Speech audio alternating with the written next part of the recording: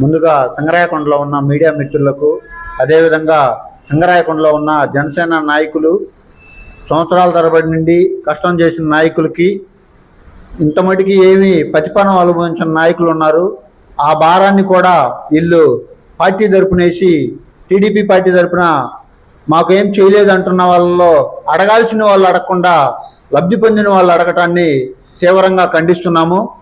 ముఖ్యంగా ఏంటంటే, ఏ గ్రామంలో ఉన్న నాయకులు కూడా, చిన్న పల్లెటూరు నాయకులు కూడా ఏమీ లబ్ధి పొందలేదు.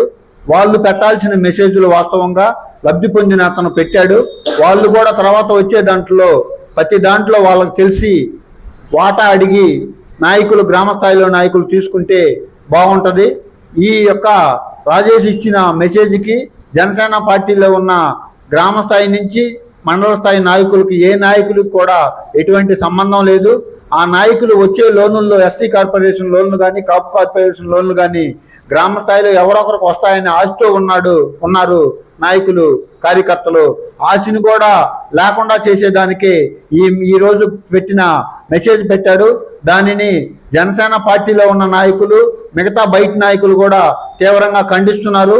ఎందుకు ఖండిస్తున్నారంటే, పార్టీకి కష్టపడి పనిచేసిన నాయకులకి అవకాశం వచ్చే టైంలో అతను ఇలాంటి మెసేజ్లు పెట్టడం చాలా పార్టీకే కాకుండా పార్టీలో తిరిగిన నాయకులకు కూడా నష్టాన్ని చేకూర్చే విధంగా ఉంది. కాబట్టి రాజేష్ పెట్టిన మెసేజ్ని మరీ జనసేన నాయకులు, మండలంలో ఉన్న నాయకులు ప్రతి ఒక్కరూ తీవ్రంగా ఖండిస్తున్నారు.